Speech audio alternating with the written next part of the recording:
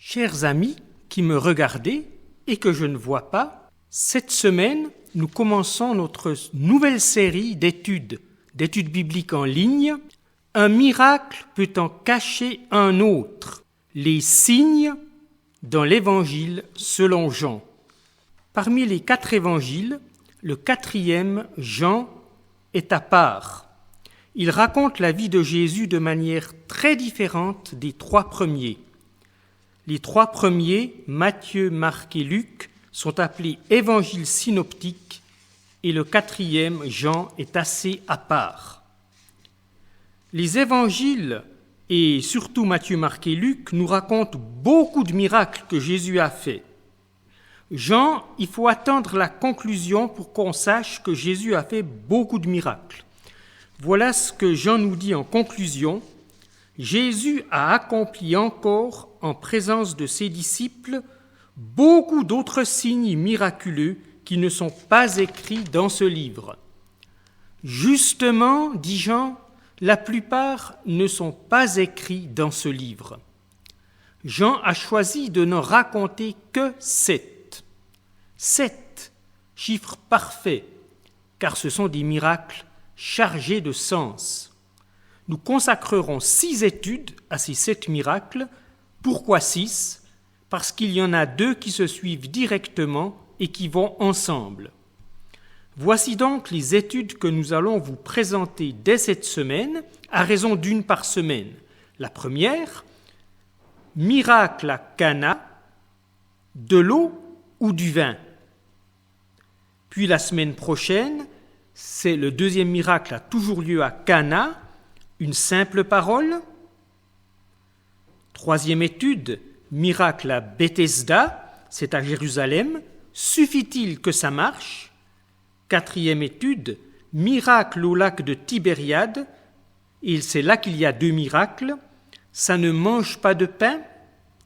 5e étude, miracle à Siloé, c'est de nouveau à Jérusalem cette fois, clairvoyant ou malvoyant. Et 6e étude, miracle à Béthanie, près de Jérusalem, mort ou vivant. Ces miracles sont appelés signes dans l'Évangile selon Jean.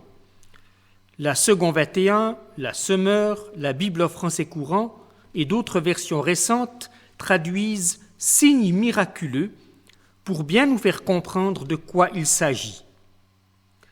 Si Jean dit que les miracles de Jésus sont des signes, c'est qu'il ne faut pas y voir que le miracle évident devant nos yeux. Le miracle, aussi réel soit-il, est signe d'autre chose. C'est comme un doigt pointé. Un proverbe chinois dit « Quand le sage pointe son doigt vers la lune, le fou regarde le doigt. » Mais voir la lune n'est pas si simple dans le cas des miracles de Jésus. Je me rappelle que mon père s'énervait parce que quand il me montrait quelque chose du doigt, je n'arrivais pas à voir ce qu'il me montrait. Il me disait « Mais arrête de regarder mon doigt, regarde ce sommet alpin !» En fait, je faisais tous mes efforts pour voir où il pointait. Mais j'étais astigmate, je le suis toujours. Avec les miracles de Jésus, c'est difficile parce que nous sommes astigmates. Jésus dira à un certain Nicodème qu'il a besoin d'un changement radical, d'une nouvelle naissance ou naissance d'en haut opérée par l'Esprit, pour ne plus être astigmate vis-à-vis des signes de Jésus. Mais ce miracle d'une nouvelle naissance et d'un nouveau regard ne vient pas tout seul comme ça dans le vide. L'Esprit l'opère par la parole, en l'occurrence, quand nous nous exposons à ces récits de miracles et essayons de suivre les indications données par l'Esprit dans ces textes. Le but est de voir le miracle derrière le miracle. Un miracle peut en cacher un autre. Je livre déjà une indication qui peut être comme une boussole. Le miracle, c'est Jésus lui-même, ce qu'il est, ce qu'il a fait, ce qu'il continue de faire.